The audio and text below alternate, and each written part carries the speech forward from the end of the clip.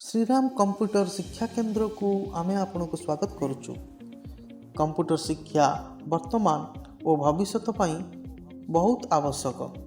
कृत्रिम बुद्धि एवं रोबोट भली डिजिटल सेवारे कंप्यूटर बहुल मात्रा व्यवहार होउछि। तेणु कंप्यूटर शिक्षा वर्तमान और भविष्य छात्र छात्री मानक पई गुरुत्वपूर्ण शिक्षा अटे। आजिर दिन में समस्त प्रकार सरकारी और बेसरकारी संस्था एवं व्यापार वाणिज्य मध्य कंप्यूटरीकरण हो गला। कंप्यूटर ज्ञान रही एठारे नियुक्तिर संभावना प्रायतः 100% थाए। आमे सामान्य कंप्यूटर ठारू वृत्तिगत पाठ्यक्रम शिक्षा एवं अग्रिम कंप्यूटर शिक्षार तालीम देई थाउ। आमर समुदाय 58टी पाठ्यक्रम उपरे आमे सर्वभारतीय सूचना प्रजुक्ति विद्या संगठन सहित चुक्तिनामा करिछु, जहाँकि आपण माने देखि पारुथिबे। निजकु जुगोपयोगी हेबा पई प्राथमिक स्तररू शिक्षार्थी माने निजर ज्ञान एवं कौशल को सुदृढ़ दिगरे विकास करंतु।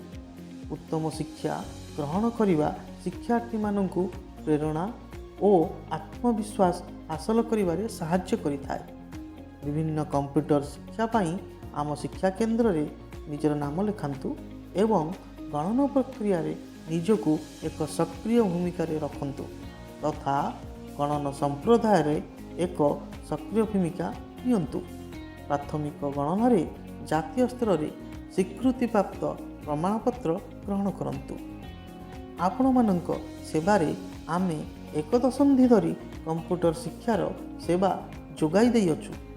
आमर एही शिक्षा केन्द्रटी एक ट्रस्ट द्वारा परिचालित होइथाय एवं यह नियमित भावे भारत सरकारंकर समस्त नियम अनुसार आर्थिक रिटर्न फाइल करिथाय।